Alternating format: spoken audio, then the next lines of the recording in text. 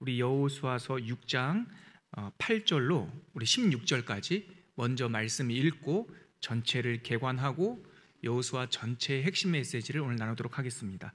자, 6장 8절로 16절까지 함께 읽겠습니다. 시작. 여호수아가 백성에게 이르기를 마침에 제사장 7은 양각 나팔 7을 잡고 여호와 앞에서 나아가며 나팔을 불고 여호와의 언약궤는 그 뒤를 따르며 그 무장한 자들은 나팔 부는 제사장들 앞에서 행진하며 후군은 궤 뒤를 따르고 제사장들은 나팔을 불며 행진하더라. 여호수아가 백성에게 명령하여 이르되 너희는 외치지 말며 너희 음성을 들리게 하지 말며 너희 입에서 아무 말도 내지 말라.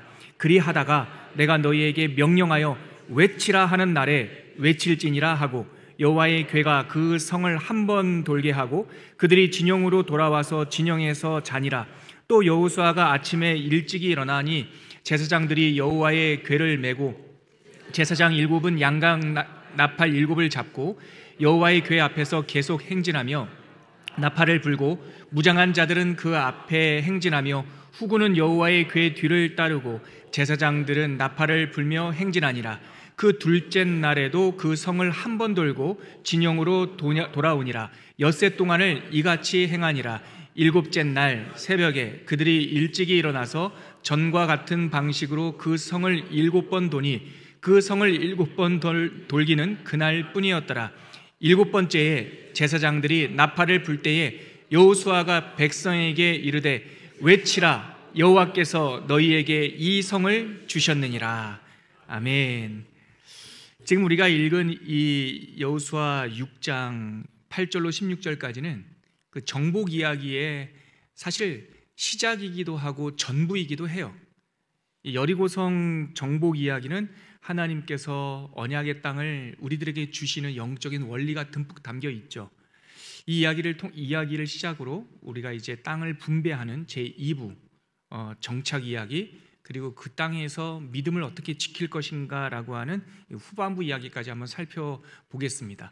그런데 제가 요즘에 이 바람처럼 들리는 이야기로는 제2기 TMC 더 말씀이 2년 전 1기 때보다 좀 어렵다, 그런 피드백이 있어요.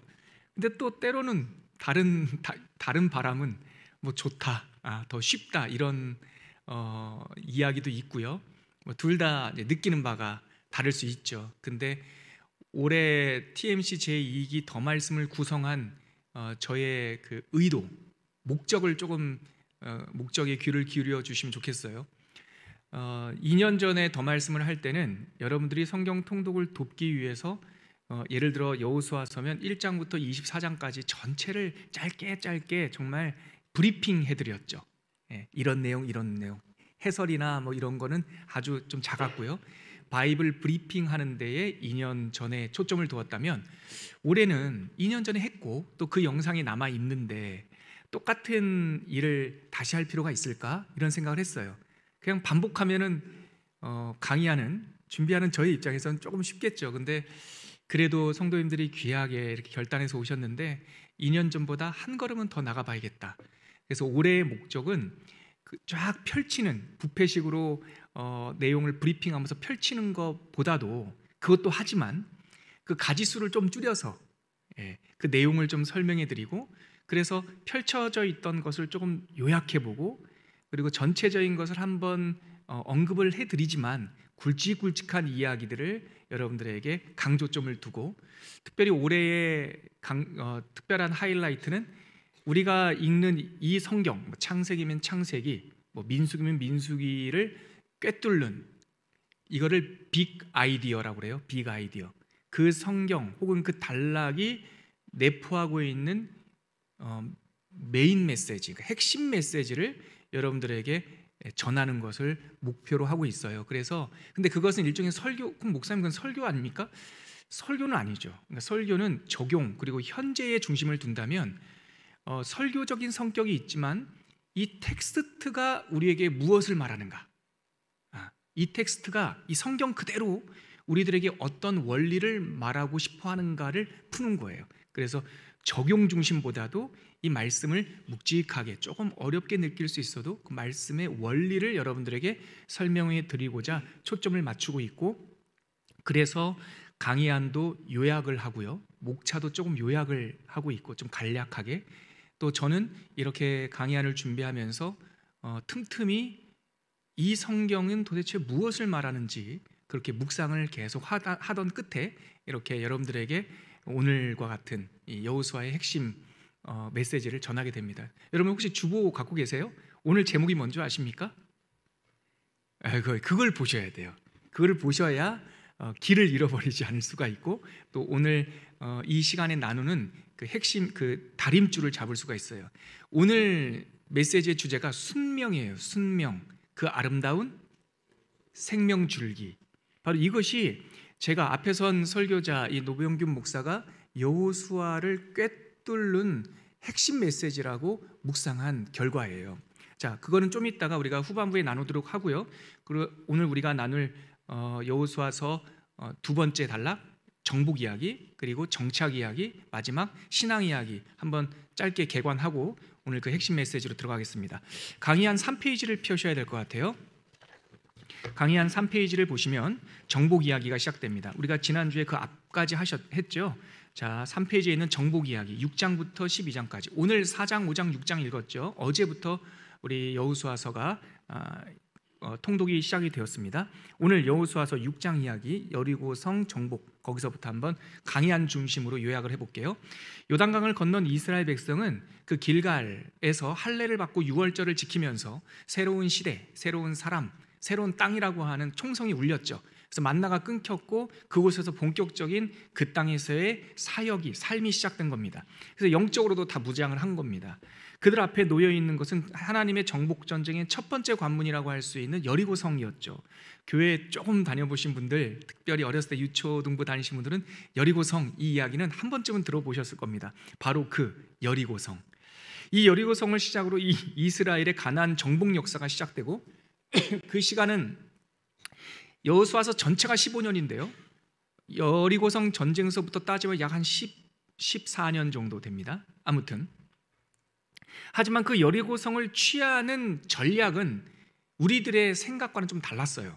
자, 두 번째 단락, 여리고 첫성 여리고가 무너지다. 6장. 하나님의 방법은 뭐였냐면 방금 우리가 원본 우리 성경에서 읽었듯이 하루에 한 바퀴씩 그 성을 도르랍니다. 말도 하지 말고, 아까 우리가 읽었던 단락에 그 부분이 나왔죠. 음성, 그 10절 보면은 너희는 외치지도 말고 너희 음성을 들리게 하지 말고, 다시 말해서 아무 말도 하지 말라는 거예요. 그리고 너희 입에서 아무 말도 내지 말고, 그러다가 하나님께서 어느 날 외치라 하면 여호와께서 이 성을 우리에게 주셨느니라, 이렇게 외치라는 거죠. 이 방법은 하나님께서 첫 성을 취하는 방법이었는데 사람들이 동의하기가 쉽지 않아요. 그냥 열심을 다하고 뭐 있는 뭐 무기, 뭐 쟁기, 우리가 가지고 있는 에너지를 총동원해도 이길까 말까인데 하나님은 싸우지 말래요. 소리 내지 말래요. 말하지도 말고 토달지도 말고 그냥 하루에 한 바퀴씩 도르라. 그리고 7번째 날 내가 외치라 하면 그때 하나님께서 이 성을 주셨다라고 외칠 뿐이다. 그렇게 하나님께서 방법을 알려주셨어요. 이것은 철저한 순종 훈련이에요. 우리 강의 한 3페이지에 나와 있죠. 철저한 순종. 거기에 밑줄을 치시고 거기에 순명이라고 각줄을 달아 놓으셔도 좋겠어요. 이 순명이라는 단어는 히브리어에서는 찾을 수 있는데 영어로는 번역이 안 되는 단어입니다. 마침 우리나라 단어로는 번역할 수 있어요. 순명이 뭡니까? 딸을 순 목숨명이란 뜻이에요.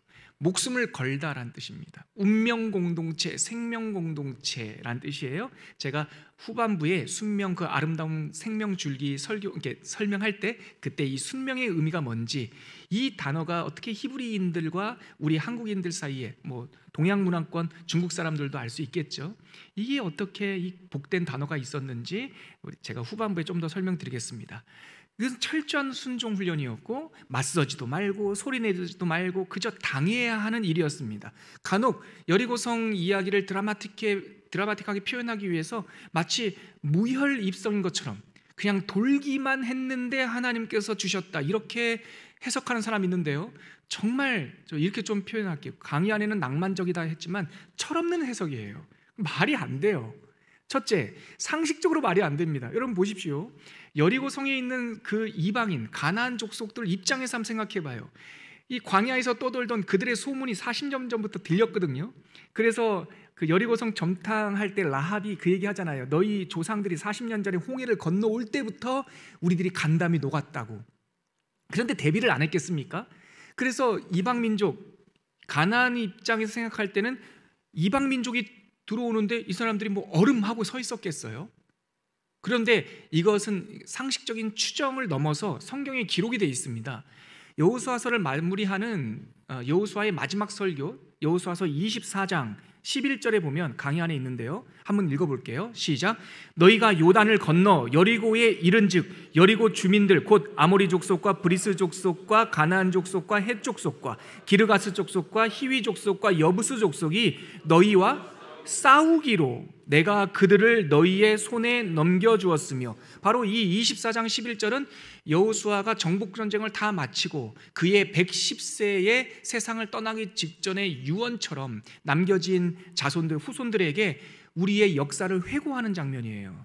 그때 15년 전에 있었던 일을 회고하죠. 우리가 여리고성에 도착했을 때 아모리 족속부터 여부스 족속까지 가나안 7족속이라고 그래요. 그 족속이 다 나와요. 그냥 생략하는 게 아니라 족속을 다 언급하면서 이 7족속이 우리와 싸웠다는 겁니다. 그들이 얼음하고 있지 않았다는 거예요. 영어 성경에 보면 진짜 파이트예요. 파이트. 치고받고 했다는 겁니다. 그런데 하나님께서 그들을 우리들에게 넘겨주셨다는 것이죠.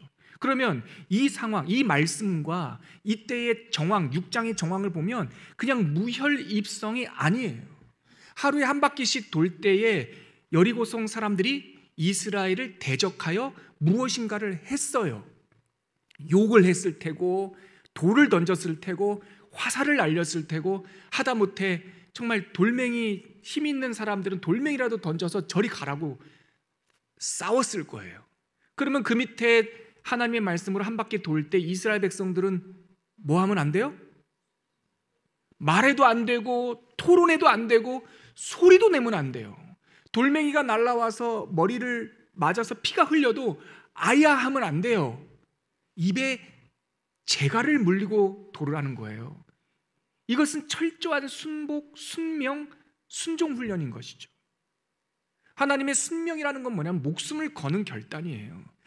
맞아도, 억울해도, 이해가 안 돼도 하나님께서 하나님의 방법으로 하겠다고 하면 그것에 내 목숨을 거는 거예요. 순명의 대표적인 인물이 어디에 있습니까? 어디에 나옵니까? 에스더예요. 죽으면 죽으리이다. 내가 금식하고 왕에게 나아가려니와 내가 죽으면 죽으리이다. 이것이 바로 순명의 목적인 거죠. 계산이 끝난 게 아니에요. 다 뒷조사하고 할 수 있게 만드는 것이 아닙니다. 하나님께서 말씀하신 것이 이해가 안 돼도 그대로 따라가는 것. 이를 통해 볼 때 하나님의 명령은 첫 싸움에 임하는 이스라엘 백성이 쉽게 동의할 수 없는 일이었지요. 하지만 그들은 순종했고 철저히 순종했고 마침내 하나님의 말씀처럼 그 성은 정복되었습니다. 그 결과 여리고 성은 이스라엘 사람들이 무슨 생각하겠어요? 내 힘으로 된 게 아니야. 이건 하나님께서 주신 거야. 그리고 하나님의 방식으로 우리를 이기게 하실 거야 라고 하는 믿음의 확신과 본전 생각 없는 믿음을 갖게 된단 말이죠. 이게 반공로주의예요. 복음의 예표예요. 복음은 인간이 무엇을 해서 구원받는 게 아니에요. 철저히 은혜예요. 여리고성은 그래서 은혜의 상징이고 이 전쟁은 하나님이 이기게 하신다라고 하는 믿음의 고백이에요. 그래서 여리고성을 얻은 후에 여호수아가 결정을 하나 합니다. 이 성의, 여리고성의 성문을 다시 건축하지 않겠다. 여러분, 이것도 엄청난 결정입니다. 왜냐? 이스라엘 백성이 요단강을 건너서 가나안 땅을 정복했다면 다른 이방 민족들도 북쪽 산악 지역이나 남쪽 사막 지역으로 오지 않고 그 강을 건너서 오지 않겠습니까? 근데 이스라엘 백성이 그 관문을 열어놓겠다는 겁니다. 누가 지켜주신다고? 하나님이 지켜주신다는 고백이에요. 그래서 여호수아가 명심하면서 누구든지 이 여리고성을 다시 지으려고 한다면 그 기초를 놓을 때 장자가 죽을 것이고 성문을 달 때 막내가 죽을 것이다라고 맹세를 해요. 근데 이렇게 하지 말라는 것을 한 사람이 있었어요. 북왕국 악한 왕 중에 대명사 아합이었죠. 아합은 북왕국의 왕이 되고 나서 군사력을 강화하면서 여리고 성에 이거 열어놓고 살 수가 없잖아요. 지금까지 열어놓고 살았지만 그 친구는 믿음으로, 하나님을 믿음으로 살지 않고 자기의 군사력을 의지했거든요. 그래서 베델 사람 히엘이라는 사람이 아합 왕 때 여리고를 재건하는데 성의 기초를 놓을 때 여호수아의 예언처럼 장자가 죽어요. 그리고 성의 문을 달 때 그 히엘의 막내 아들 수굽이 죽어요. 말씀이 그대로 응답되는 것이죠. 결국은 제가 성 얘기를 하려는 것이 아니라 여호수아 성의 정복 전쟁은 굉장히 상징적인 의미입니다. 이 전쟁의 주인이 하나님이고 하나님이 지키신다는 것이죠. 정복 전쟁의 두 번째 이야기는 아이성입니다. 아이성은 여리고성 바로 옆에 있던 조그마한 성인데 그 성에 나아갈 때 하나님 앞에 묻지도 않고 긴장도 안 하고 아이고 우리가 이거 보십시오. 우리가 여리고성도 정복했는데 저 10분의 1도 안 되는 성을 정복 못할까 하고 한 2-3천 명 올라가서 하지. 그러다가 대패합니다. 여기에 교만이 싹 트는 거예요. 우리가 승리의 역사에 함께 했지만 승리의 주체가 아니란 말이죠. 근데 교만이라는 건 뭡니까? 주객이 전도되는 거예요. 누가 했어? 하나님이 했어요. 근데 교만은 누가 했어? 우리가 했어? 이래요. 그래서 우리가 정복했으니 저것쯤이야. 그러다가 완전히 패배하고 망신 얻고 도망쳐 오죠. 바로 이 아이성에서의 실패는 우리가 교만할 때 이 땅에서의 전쟁에서 어떤 결과가 있을 것인가를 보여주는 정복 스토리의 두 번째 이야기입니다. 세 번째 스토리는요, 그 사이에 기브온 거민이라고 하는 사람들이 와가지고 기만하는 일이 나와요. 근데 그거는 하나님께 묻지 않고 아이성을 정복했던 것, 그 아이성을 정복할 때 실수했던 것이 아간이라고 하는 사람의 그 죄, 그리고 아간뿐만 아니라 이스라엘 사람들이 하나님께 묻지 않았다라고 하는 것이 기브온 거민과의 에피소드. 이거는 한번 읽어보세요. 속아 넘어가요. 그거는 부록이고요. 세 번째, 정복 이야기의 세 번째는 10장부터 12장까지 진행되는 대전쟁, 전면전이에요. 자, 여기 저 한번 보시겠습니까? 하나님께서 요단강을 건너서 여리고를 주시고 아이성을 주셨다라고 하는 것은 우리나라 강원도처럼 땅이 길쭉하게 생긴 이스라엘 땅에 허리를 치는 거였어요. 그래서 여리고성 정복과 아이성 정복으로 전쟁의 본질과 방법을 숙지한 이스라엘 백성들은 이제 전면전으로 들어가는데, 나라의 허리를 딱 쳤으니까 그 땅의 남과 북이 갈린 거죠. 하나님께서 주신 전략이죠. 남쪽 가데스 바네아에서 들어왔으면 남과 북이 다 한 힘을 모아서 공격해 왔을 거예요. 근데 허리를 치자 가나안 땅은 남과 북으로 갈리고 남쪽 연합이 올라와서 이스라엘을 맞섰지만 결국은 이스라엘이 이기고, 북쪽 연합이 또 다음에 공격해 왔지만 결국은 북쪽 연합까지 다 정복하게 돼요.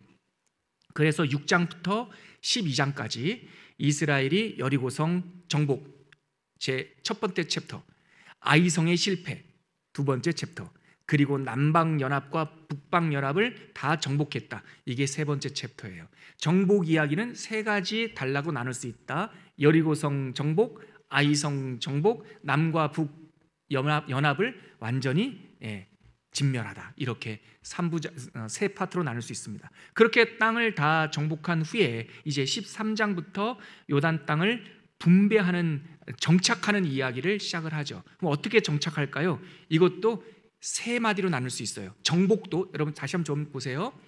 정복 이야기도 여리고성 정복, 아이성의 실패, 남방연합과 북방연합의 진멸, 이렇게 세 파트로 나눌 수 있듯이 그 땅에 정착하는 것도 세 파트예요. 1. 요단강 동쪽에 이미 모세 때 확정받은 동쪽 지파의 땅이 확정되다. 그게 1이에요. 땅을 분배하는 이야기. 두 번째, 동쪽 요단강 서쪽 편에 있는 지파를 분배하는데 이게 두 개로 나눠요. 유다 지파, 요셉 지파, 즉 큰 지파들이 먼저 길갈, 그들이 요단강을 건너왔을 때 베이스 캠프로 삼았던 길갈에서 유다 지파와 요셉 지파가 땅을 분배받고, 이게 두 번째 파트. 마지막 세 번째 파트는 여호와의 성막을 실로라고 하는 내륙 지방으로 옮겨요. 길갈은 요단 강변이었잖아요. 그러니까 다른 멀리 땅을 분배받을 지파들을 위해서였는지 여호와의 성막이 길갈에서 실로라고 하는 내륙 지방으로 옮겨서 거기서 나머지 7지파가 땅을 분배받는데, 이게 세 번째 파트예요. 자, 저를 보십시오. 땅을 다 정복했습니다. 이제 분배해야 돼요. 분배도 세 가지 단락으로 나눌 수 있어요. 동쪽 지파 분배 1, 2, 유다 지파와 요셉 지파 분배, 장자의 명분, 장자의 분깃. 그리고 이게 2, 3은 이제 실로로 성막을 옮겨서 거기서 제비 뽑아서 나머지 7지파를 분배했다. 12지파 중에 7지파, 그럼 어떻게 된 거지? 이제 지파까지 알려드릴게요. 정착하는 단계의 1, 요단 동편 르후벤 지파, 그 위에 갓 지파, 그리고 므낫세 반 지파가 요단강 동편에서 모세 때에 분배받았고, 정복 전쟁 후에 여호수아가 인감도장을 찍어줬어요. 확정해줬어요. 두 번째, 그래서 두 지파 반이 요단강 동편에 있었죠.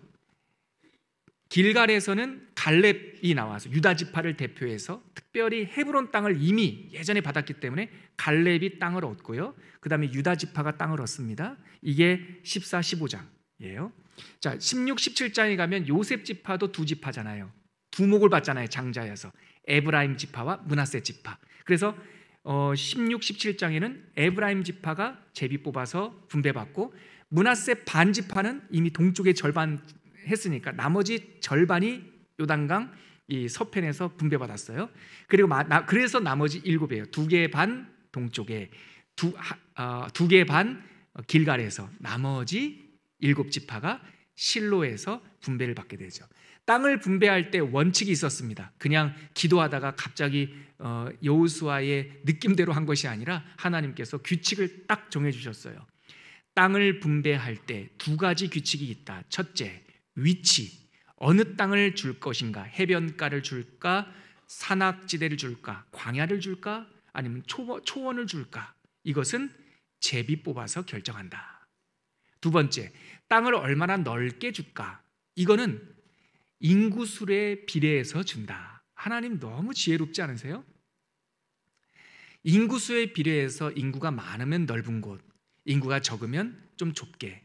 근데 위치는 다 좋으니까, 산도 좋고 주님께서 주신 그 줄로 재어준 기업이 실로 아름다운 곳에 입도다라고 하는 시편 16편 말씀처럼 산도 좋고 바다도 좋고 초원도 좋고 심지어 광야여도 좋습니다 라고 하는 신앙 고백 속에 제비 뽑아준 거예요. 그래서 광야가 누가 뽑힌 줄 아세요? 장자인 유다가 뽑혔어요.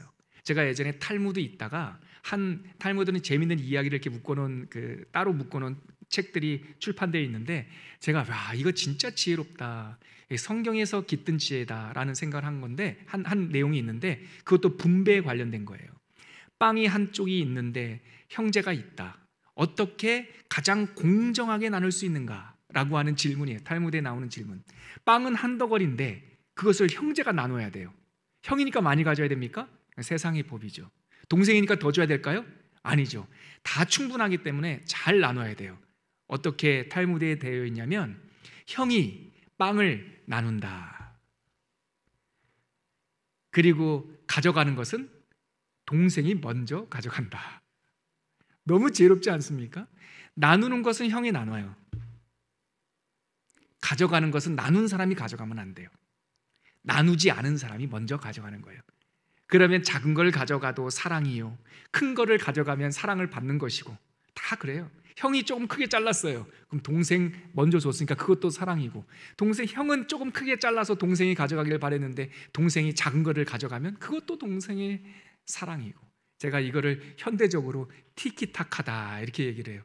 제가 자랑하고 싶은 건 저희 교회는 티키타카예요. 당회가, 장로님들과 제가 이 원칙을 지켜요. 이 원칙을 형님 먼저 하세요. 아우님 먼저 하세요. 그러다 보니까 평균케 돼요. 다 공정하고 아름답게 되죠. 아무튼 땅을 분배하는 원칙은 두 가지였다. 위치는 제비 뽑아. 이것은 다 감사합니다라고 하는 고백. 넓이는 인구수에 비례해서 하나님께서 살고 또한 적당한 걸 주신다. 그 기준으로 했고요. 자, 그러면 신앙정착 마지막 단락입니다. 신앙정착도 세 마디로 나눌 수가 있어요. 마지막 이야기, 신앙 이야기 4페이지 맨 마지막이에요. 첫 번째, 도피성 이야기가 마지막 단락의 파트 1, 챕터 1. 그리고 두 번째는 하나님을 기업으로 삼아서 땅을 분배받지 못한 레위 지파가 성읍을 갖게 돼요. 십시일반하듯이 12지파가 크면은 여러 성읍을, 작은 지파는 몇 개 성읍을 내서 총 48개 성읍을 레위 지파가 받아요. 그래서 이 사람들이 소금처럼 한 땅에 모여 사는 것이 아니라, 예루살렘에 모여 사는 것이 아니라 소금처럼 48개 성읍에 레위 지파가 쫙 흩어져요. 그래서 레위 지파가 받은 하나님의 언약을 소금 언약이라고 그래요. 소금 언약. 그게 파트 2예요. 레위 지파가 땅을 받다. 세 번째는 이제 리더들을 이제 여호수아가 다 분배하고 리더들에게 권면하고 백성들을 모아놓고 마지막 설교로 24장이 끝나는데, 자, 조금만 더 부연할게요. 도피성이 무엇이냐? 하나님의 중앙집권제가 생기기 전에 억울한 일이 생기고 갚을 수 없는 실책을 범했을 때, 예를 들면 이런 예를 들어요. 민수기에도 나오고 우리 여호수아서 이제 실천이 되는데, 원래 이 도피성 제도는 광야 모세 부모 세대부터 하나님께서 주신 말씀이에요. 너희들이, 제가 정확하게 암송하는 건 아닌데 문맥은 이렇습니다. 너희들이 그 땅에 들어가거든 동쪽의 성 3개와 서쪽의 성 3개를 구별하여 억울하고 갚을 수 없는 죄를 지은 사람이 도망가도록 하여라. 예를 들어 민수기에 있는 말씀, 어떤 사람이 나무를 하려 도끼를 빌려다가 이렇게 도끼질을 하는데 이 도끼의 머리가 내게 아니다 하다 보니까 이게 휙 날아간 거예요. 그래서 망가진 게 아니라 그 날아간 도끼의 머리가 길 가던, 마침 그때 어떤 길 가던 사람의 머리에 맞아서 그 사람이 죽게 되면, 하나님의 법의 기본은 눈에는 눈, 이에는 이, 생명은 생명이잖아요. 그러면 그 사람의 사고사로 그 사람이 죽게 되면 이 사람 어떻게 해요? 곧대로 하면 죽어야 되거든요. 그런데 이 사람이 일부러 그런 게 아니라 어쩔 수 없이 그랬잖아요. 이때 하나님께서 은혜를 부여해요. 너는 네가 생명으로 생명을 갚을 수 없는 그 상황에 반드시 도피성으로 도망해라. 그 성에 피하면 살리라. 자기 아들이 혹은 자기 형제가 그렇게 부지 중에 사고를 당해 목숨을 잃으면 원수를 갚고 싶은 마음이 들지. 그러나 어떤 사람도, 어떤 억울한 사람도 그 잘못 행한 사람이 도피성에 들어가면 해할 수 없다. 단 고살자, 고의로 죽인 살인범은 안 된다. 고의로 죽인 살인범 같은 경우는 도피성으로 도망가도 소환해서 처벌을 받게 해야 돼요. 근데 이것은 뭐냐면 내가 어찌할 수 없는 죄, 그냥 태생적으로 갚을 수 없는 죄예요. 근데 이 사람이 언제까지, 그러니까 그 도피성은 자유를 약간 구속하는 곳이죠. 근데 이 사람이 언제 완전한 해방, 도피성에서도 해방되는가, 그리고 도피성에서 나왔을 때 누구도 건들 수 없는 사람이 되는가? 그 도피성의 제사장이 삶을 다하면, 그 제사장이 죽으면 이 도피성에 피한 사람은 해방이 돼요. 지금 제가 구약 이야기를 하는데 누가 자꾸 연상되죠? 예수님이에요. 그 도피성의 특징이 있는데, 도피성은 문을 만들면 안 돼요. 제주도에 있는 그 가래 문처럼 문을 달지 않고 가래로 3개 달면 들어오지 마시오. 2개를 이렇게 빗장을 지르고 있으면 사람이 있어. 이걸 이렇게 내리면은 뭐 사람은 없지만 뭐 이런 사인이 있다며요. 그것처럼 도피성은 다 열려 있는 곳이었어요. 누구도 도피성으로 피하는 사람을 해할 수 없었어요. 은혜가 보호하고 있는 거예요. 그런데 그 은혜가 보호하고 있는 그 사람이 완전한 자유를 누리는 것은 대제사장의 죽음이에요. 누굽니까? 예수님이세요. 이 이야기가 히브리서에 나와 있죠. 우리에게 대제사장이 있다는 것이고 그 분을 통하여 우리의 죄가 사함 받았고, 히브리서에 보면은 우리가 새로운 살 길을 알게 되었다. 그 살 길이 뭐냐면 휘장 가운데 열어놓으신 새로운 살 길, 성전으로 들어갈 담력을 얻게 되었다라고 하는 히브리서 말씀이 도피성이 예표하고 있는 것이었죠. 아무튼 레위지파, 아까 말씀드렸죠. 레위지파는 다 흩어져 있다. 한 분깃이 아니라 하나님을 분깃으로 삼았다. 맨 마지막에 설교하고 사명을 마무리하는 여호수아의 23장 리더들에게 당부하는 이야기, 24장 백성들에게 마지막 설교. 마지막 설교는 우리가 여호수아 24장 15절을 한번 같이 읽으면 좋을 것 같아요. 우리가 지금 사사기 강해를 하고 있는데 사사기 강해를 열었던 첫 번째 말씀입니다.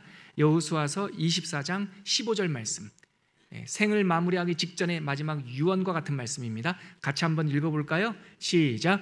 만일 여호와를 섬기는 것이 너희에게 좋지 않게 보이거든 너희 조상들이 강 저쪽에서 섬기던 신들이든지 또한 너희가 거주하는 땅에 있는 아모리 족속의 신들이든지 너희가 섬길 자를 오늘 택하라. 오직 나와 내 집은 여호와를 섬기겠노라. 아멘. 이것은 여호수아의 신앙 고백이자 정말 목숨만큼 사랑하는 자손들, 후손들을 향한 아버지의 마지막 권면이에요.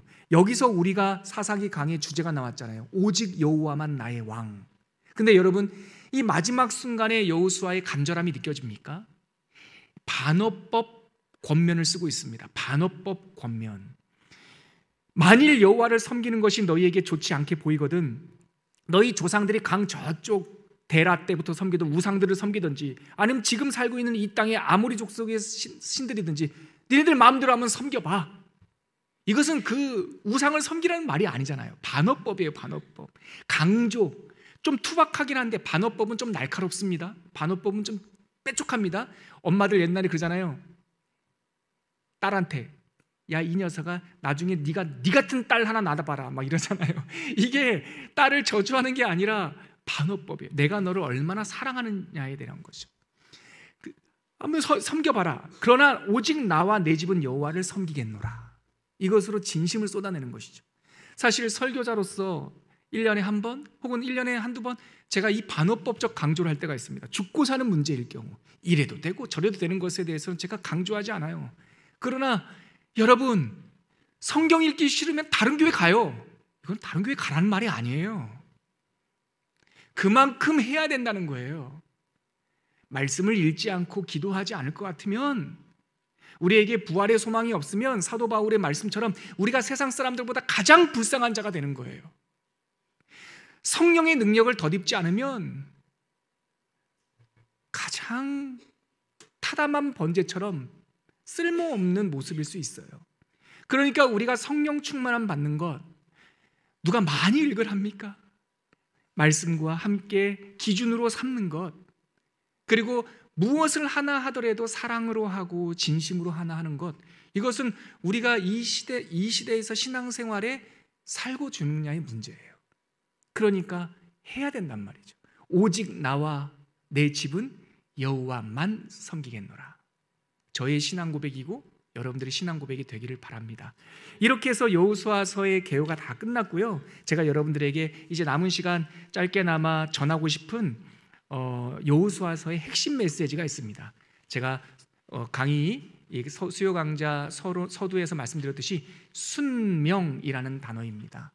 철저한 순종 훈련은 여호수아서를 1장부터 24장까지 꿰뚫는 키워드, 메인 아이디어입니다. 철저한 순종.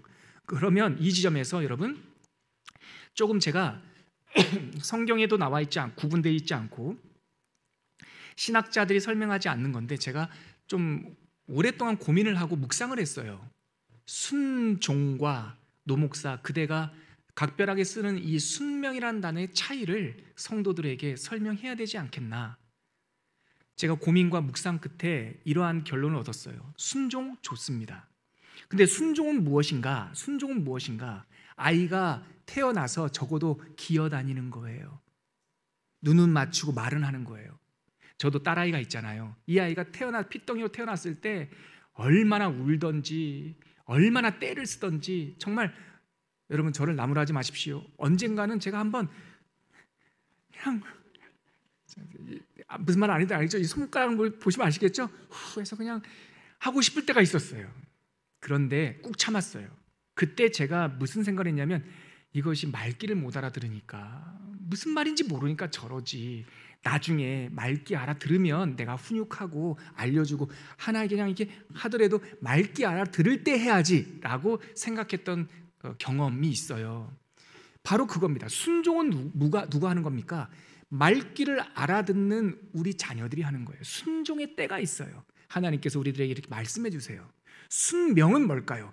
말귀를 알아듣기 전 단계예요. 그래서 저는 순명을 뭐라고 표현하냐면 생명줄기, 좀 더 쉬운 말로 탯줄이에요. 탯줄. 생명 공동체예요.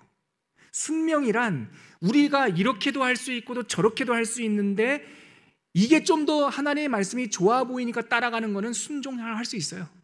그래서 순종을 말씀하실 때는 하나님께서 우리에게 설명을 해요. 이렇게 하면 복을 주고, 이렇게 하면 나와도 복을 받고 들어가도 복을 받고, 신명기 28장에 보면 설명을 해주세요. 근데 순종은 설명을 해요. 순명은요, 명령을 하세요. 이건 설명 안 해요. 이해 안 돼요. 해라 이렇게 말씀하세요. 해라라고 말씀하시는 거는 해야 해요. 안 그러면 죽어요. 대안이 없어요. 그래서 탯줄이라는 거예요.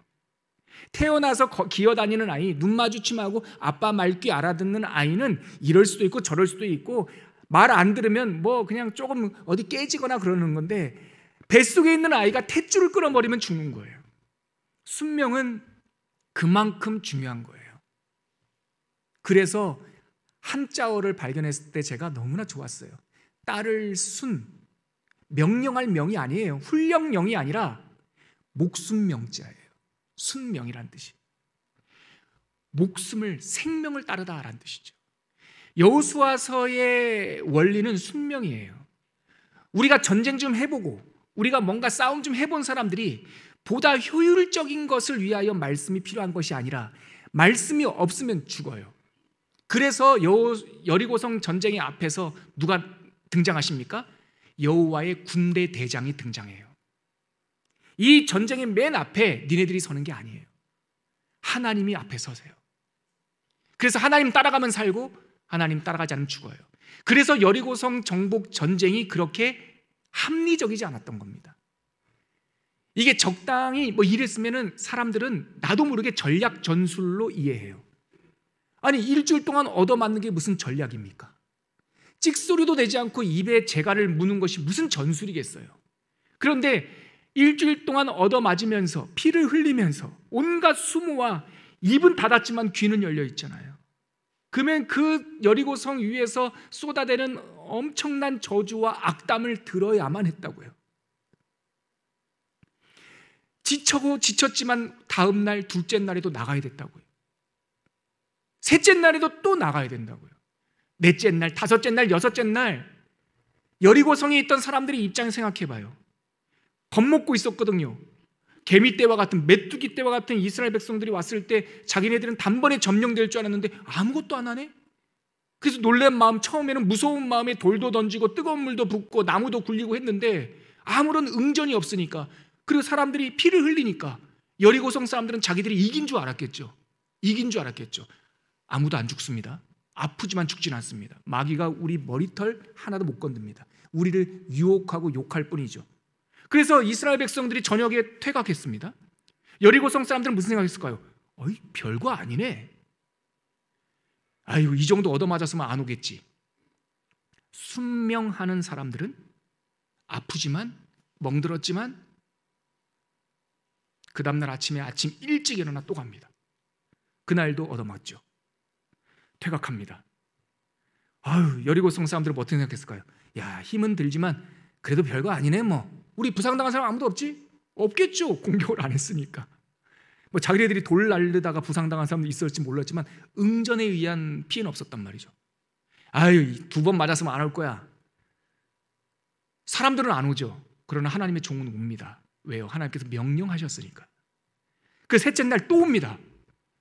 여리고성 사람들이 뜻밖의 세 번째 또 오니까 또 싸웠겠죠? 때리는 사람도 지쳤을 거예요. 네 번째 날은 안 오겠지? 그들 안에 소망이 있었을 거예요. 오지 마라. 제발 내일만은 오지 마라. 목요일 날 왔을까요? 안 왔을까요? 오죠. 우리는 순명을 받은 사람이니까. 다섯째 날 올까요? 안 올까요? 오죠. 5번쯤 그렇게 하고 나면 여리고성 사람들이 어떤 심리였을까요? 무섭죠. 무서워요. 때려도 포기하지 않아요. 욕해도 포기하지 않아요. 저 정도 되면 뭔가 할 줄 알았는데 아무 말도 안 하고 또 와. 6째 날 또 와. 그때는 얼굴이 하얗게 질려버렸을 거예요, 여리고성이. 드디어 7째 날이 됐는데 그날은 한 번만 하고 가는 것이 아니라 7바퀴를 치열하게 도는 거예요. 일주일 동안 아무 말 하고 있지 않던 사람들이 6장 16절에 보면 7번째에 제사장들이 나팔을 뿡 불면서 여호수아가 말합니다. 백성에게 이르되 외치라, 여호와께서 너희에게 이 성을 주셨느니라 하니까 이 사람들이 그 60만 명이 여호와께서 이 성을 우리에게 주셨느니라. 여리고성이 무너져 버린 거죠. 이것이 순명의 능력이죠. 내 힘으로 되지 않고. 그러면 순명이란 무엇이냐? 첫째, 효율성을 넘어가는 거예요. 첫째, 효율성을 넘어가는 거예요. 순명의 백성들은요, 효율성을 따지지 않아요. 이게 조금 더 이익이네, 저게 조금 더 이익이네, 저게 빠르네, 저게 늦네. 명령을 받은 사람은 그것 따지지 않아요. 자, 1번. 순명이란 무엇인가? 순명이란 효율성을 넘어서는 것이다. 이거 순종 못하다가 실패한 데가 어디입니까? 아이성이죠. 이스라엘 백성들은 아이성 보면서 저 조그만한 성 우리 2-3천 명만 가면 됩니다. 여호수아가 하나님께 묻지도 않고 그래? 그럼 3천 명 보내지? 그렇게 따지다가 대패합니다. 순명은 그렇게 하는 게 아니에요. 따지지 않습니다. 두 번째, 순명이란 무엇인가? 합리성을 굴복시키는 거예요. 다시 한번요. 순명이란 합리성을 굴복시켜야 돼요. 이건 맞아 안 맞아? 한 바퀴 돌면 아무것도 하지 말라고? 돌을 던질 텐데? 맞을 텐데? 합리적이지 않아요. 하나님께서 입 다물고 돌아라, 입 다물고 기도해라. 합리적이지 않아요. 전략을 짜야 될 것 같고 군사를 갖춰야 될 것 같고 뭐라도 해야 될 것 같아요. 정할 거 없으면 성벽이라도 흔들어야 될 것 같아요. 근데 하나님의 말씀은 흔들지 마, 말하지 마, 토의하지 마, 입 다물어, 재갈 물어, 신음도 내지 마. 합리적이지 않아요. 그럴 때 우리는 그걸 굴복시켜야 돼요. 내 마음속에 그게 막 들어옵니다. 여러분, 이거 녹화되는 거여서 이거 참 이건 안 할게요. 교회 안에서도 수많은 합리적 유혹들이 있습니다. 이거 하면 조금 더 좋겠지, 저거 하면 조금 더 좋겠지. 그때 우리는 먼저 물어봐야 됩니다. 주의 명령은 무엇인가? 아무리 생각해도 주님의 명령은 시대착오적인 것 같아요. 하나님, 요즘 시대는요 좀 이런 거 해야 돼요. 그러지 마. 고난을 견뎌야 돼. 상속자면 그와 함께 유업도 받아야 되지만 고난도 함께 받아야 될 것이 아니냐? 주님께서 우리들에게 말씀하실 때 고난도 받아야죠. 함께. 순명이란 무엇입니까? 우리의 합리성을 철저히 굴복시키는 거예요. 고린도전서 1장 21절, 고린도전서 1장 21절 한번 찾아보시겠습니까? 고린도전서 1장 21절 같이 한번 읽겠습니다. 자막 보시면서 시작. 하나님의 지혜에 있어서는 이 세상이 자기 지혜로 하나님을 알지 못함으로 하나님께서 전도에 미련한 것으로 사람을 구원하시기를 기뻐하셨느니라. 전도는 합리적인 게 아니에요. 전도는 미련한 겁니다. 여기서 말하는 전도라고 하는 말은 캐리그마, 설교를 말하는 겁니다. 설교와 삶과 우리가 나가서 말하는 전도 다 캐리그마에 속하는 거죠. 설교는 미련한 거예요, 여러분. 합리적으로 하면 안 돼요. 계산하면 안 돼요. 끝으로 하나만 더요. 순명이란 무엇인가? 여호수아서를 꿰뚫는 키워드 순명은 기꺼이 수고와 대가를 지불하는 것이다. 순명하다 보면 맞을 수 있습니다. 순명하다 보면 자존심 상할 수 있어요. 그러나 우리가 상속자이면 그리스도와 함께한 상속자요, 그리스도의 영광을 우리가 상속으로 받는다면 그리스도의 고난도 함께 받아야 될 것이 아니냐? 로마서 8장 17절 로마서 8장 17절 자막 한번 보여주세요. 같이 한번 읽겠습니다. 시작. 자녀이면 또한 상속자 곧 하나님의 상속자요 그리스도와 함께한 상속자니 우리가 그와 함께 영광을 받기 위하여 고난도 함께 받아야 할 것이 아니냐. 순명하는 사람은 기꺼이 수고와 대가를 지불하는 거예요. 요한복음 16장 21절에 보면 요한복음 16장 21절 제가 찾아왔는데요. 자막도 한번 보여주시겠어요? 요한복음 16장 21절 같이 읽겠습니다. 시작. 여자가 해산하게 되면 그때가 이르렀으므로 근심하나 아기를 낳으면 세상에 사람 난 기쁨으로 말미암아 그 고통을 다시 기억하지 아니하느니라. 우리는 그리스도와 함께 고난도 함께 당하고 수고와 대가 지불해요. 그러나 그게 끝이 아닙니다. 우리의 수고와 대가로 무엇을 사는 게 아니에요. 하나님의 은혜에 동참할 뿐입니다. 헌금이 하나님께 세금 내는 것입니까? 어떤 사람들 그렇게 말합니다. 구약시대 때 11조는 끝났고 구약시대 때 11조가 있었고 신약시대 때는 11조가 끝났다. 11조가 무슨 세금입니까? 하나님께 드리는 헌금과 봉사가 무슨 세금 내는 거였어요? 왜 반쪽밖에 모릅니까? 하나님께 봉헌하는 모든 것은 두렙돈 이야기, 예수님의 두렙돈 이야기에서 나왔지만 신앙 고백이자 감사에 대한 동참 아닙니까? 구약시대 때 은혜가 있었고 신약은 은혜가 끝났습니까? 신약시대 때는 사랑이 끝났습니까? 신앙 고백이 없는 겁니까? 내기 싫은 사람들이 그런 얘기해요. 그냥 그렇게 얘기해요. 그런 분들은 안 내면 돼요. 그냥 사랑 모르는 사람은 그냥 사랑을 알 때까지 기다리시면 돼요. 억지로 하실 필요 없습니다. 그러나 사랑하는 사람들까지 폄훼하지 말라고요. 우리가 신앙생활에서 하는 헌신들은 공로가 아니에요. 이미 받은 은혜에 대한 고백이에요. 그래서 그것이 수고롭기도 하고 기꺼이 고난도 당하기도 해요. 그러나 그게 끝이 아니에요.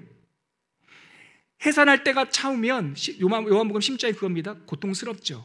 여러분 요즘 같은 시대에 세금도 내고 애들 학원비도 내고 생활비도 해야 되는데 그 11조가 됐든 감사금 떼는 게 쉽습니까? 그게 결코 쉽지 않다는 거 노목사도 잘 압니다. 어떨 때는 그래요. 알아요. 저도 알아. 그러나 그게 끝이 아니라고요. 해산이 되면 사람 난 기쁨으로 말미암아 그간의 수고가 다 사라져버리는 거예요. 하나님 앞에 헌신하는 사람, 하나님 앞에 봉헌하는 사람, 그게 끝이 아니라고요.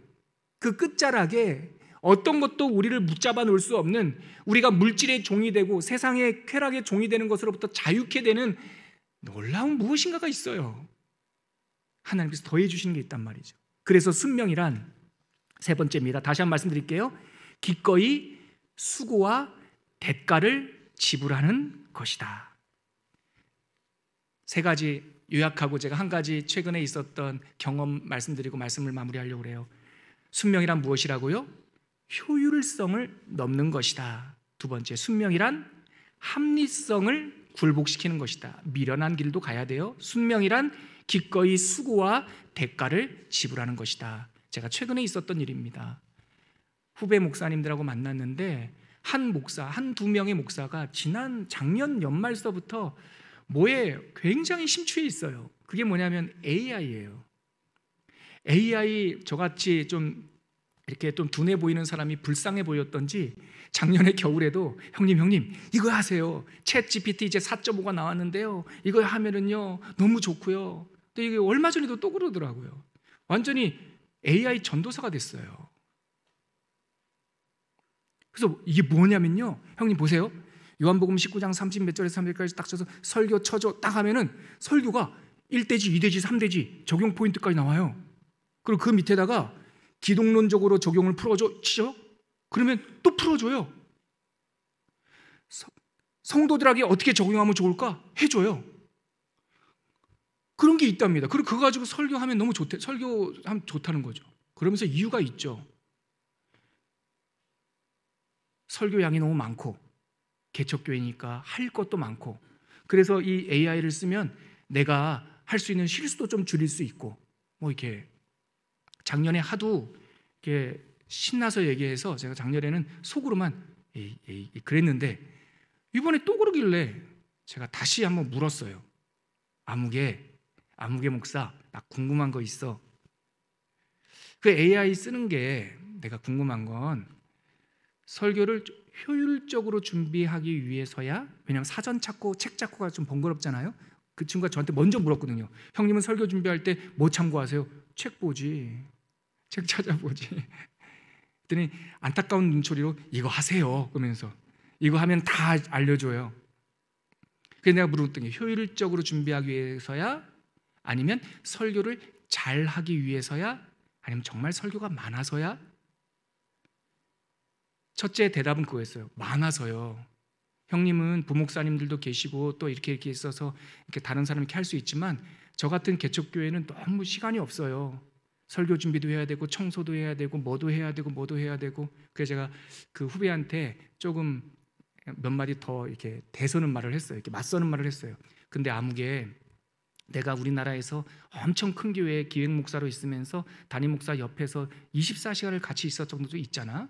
근데 내가 그때 보고 느낀 건 큰 교회 목사도 시간 없어. 부목사가 120명 있어도 담임 목사가 해야 될 거는 딱 정해져 있다. 개척교회도 아마 그럴 거야. 근데 초원교회처럼 중간교회도 청소하고 화장실 청소하고 다 해. 나도 시간 없어. 시간은 어쩌면 똑같아.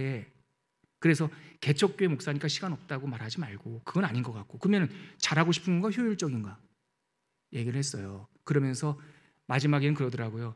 형님, 제가 이제 젊어서 설교를 잘 못하고요, 힘들고요, 설교가 잘 안 되고요, 막 그런 얘기를 해요. 그래서 제가 듣다가 그 자기를 낮추면서 얘기하니까 제가 더 이상 뭐 짠한 마음도 있지만 이왕 말을 시작한 김에 꼭 잔소리 같아도 한마디 해줘야겠다 생각해서 좀 덧붙였어요. 그렇지, 정말 설교 힘들지. 어느 날은 설교할 때 안 풀려가지고 밤을 꼬박 샌 적도 있지. 근데 아무개 나도 그랬어.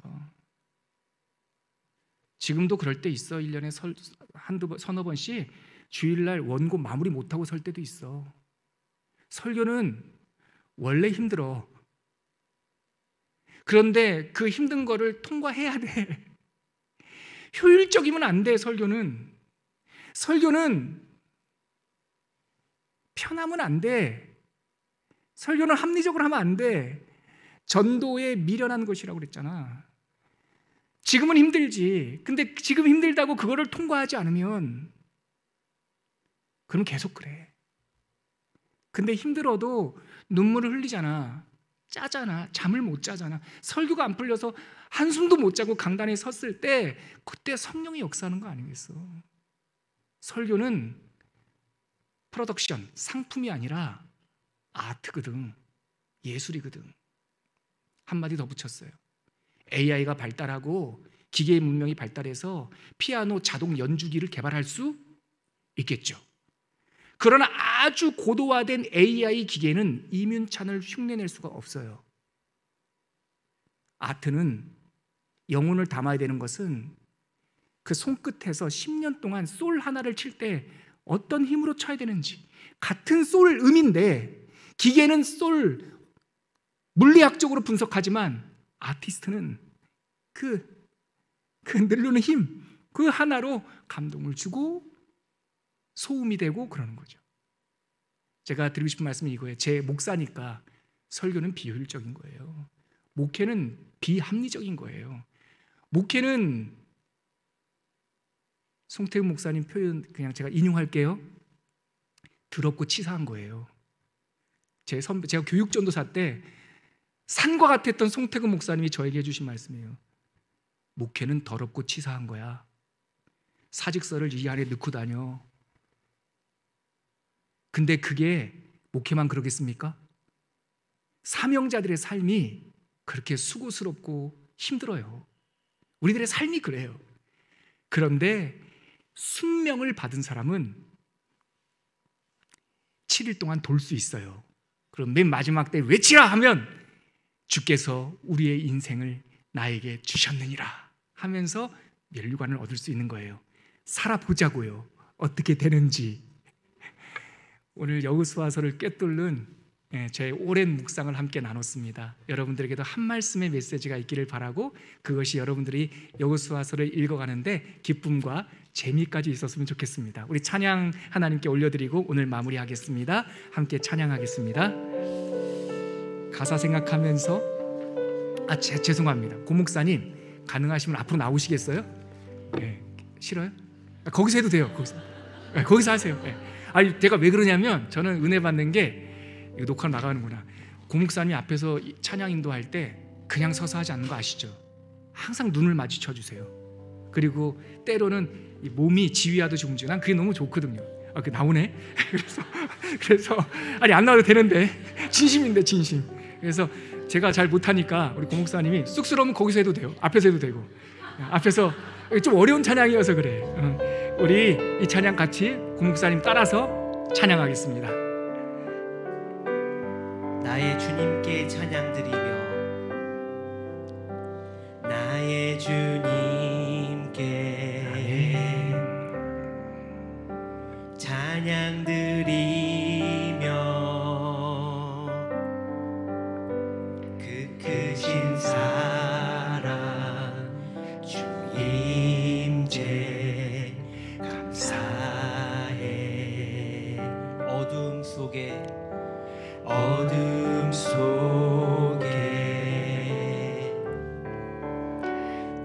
찾아오셔서 주님의 영광 보게 하시네. 의심하는 나를 손 내밀어 잡아주시네. 두려운 맘 내려놓고 주 바라봅니다.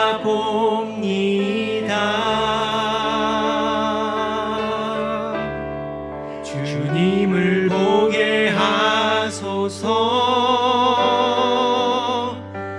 나를 붙드소서.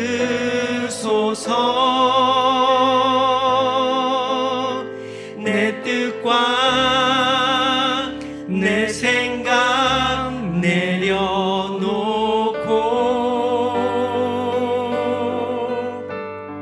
주님 앞에 나 엎드려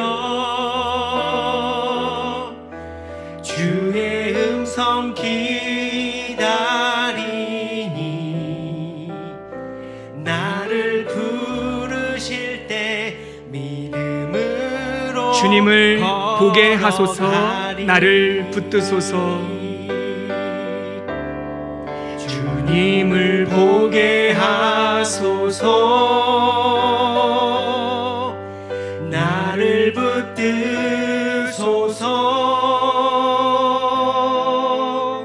내 뜻과 내 생각 내려놓고 주님 앞에 나 엎드려 주의 음성 기다리니. 나를 부르실 때 믿음으로 걸어가리. 아멘. 이 시간 함께 기도할 때 오늘 중요한 메시지 배웠습니다. 들었습니다. 순명, 생명을 따르다. 근데 이게 쉽지 않습니다, 여러분. 아이가 엄마 뱃속에 잉태되는 것은 최고의 신비이듯이 우리가 하나님의 명령을 받고 그 명령을 따라갈 수 있는 탯줄이 연결되는 것은 이거 진짜 기가 막힌 겁니다. 하나님 그러나 그 기가 막힌 기적을 사모합니다. 우리 모든 성도들이 순명하는 성도들이 되게 하여 주시옵소서. 이제는 기적을 추구하는 것이 아니라 기적 이면에 있는 하나님, 내가 무엇을 하느냐가 중요하지 않고 그것을 기쁘게 받아주시는 그 하나님의 생명을 따라가게 하여 주시옵소서. 우리 그렇게 한번 기도하도록 하겠습니다. 하나님 아버지 감사합니다. 우리에게 명령을 주셔서 감사하고 그 명령이 삶과 죽음의 생명인 줄 알고 그것을 따라가기로 뜻을 정하고 결단하게 하여 주시니 감사합니다. 이제 여리고성을 돌겠습니다. 입을 다물고 재갈을 물고 어떠한 수모와 고통 속에서도 그 성을 앞으로 나아가겠나이다. 하나님 아버지, 우리가 주님만 보게 하여 주시옵소서. 말씀에 붙들리게 하여 주시옵소서. 나의 생각과 나의 합리성과 나의 여러 가지 경험들을 다 내려놓고 주님의 음성에만 귀를 기울일 수 있는 참 신앙인이 될 수 있도록 우리를 정결케 하여 주시옵소서. 하나님 아버지, 감사합니다. 오늘 우리가 예배당을 나갈 때에 순명, 생명을 따라가다, 이 한 말씀 진주처럼 가슴에 담고 가게 하여 주시옵소서. 이 세상을 살아갈 때 이미 하나님께서 우리에게 승리를 주셨음을 믿고 해산할 날 그 모든 수고와 눈물을 씻어주실 줄을 기대하면서 하나님의 말씀을 따라갈 수 있는 참 제자, 참 성도 되게 하여 주시옵소서. 바라옵나니 천사들을 보내주시어서 당신의 백성들이 지치지 않고 이 믿음을 완주할 수 있도록 12배의 열매를 거둘 수 있도록 주님께서 축복하여 주시옵소서. 예수님의 이름으로 기도합니다. 아멘.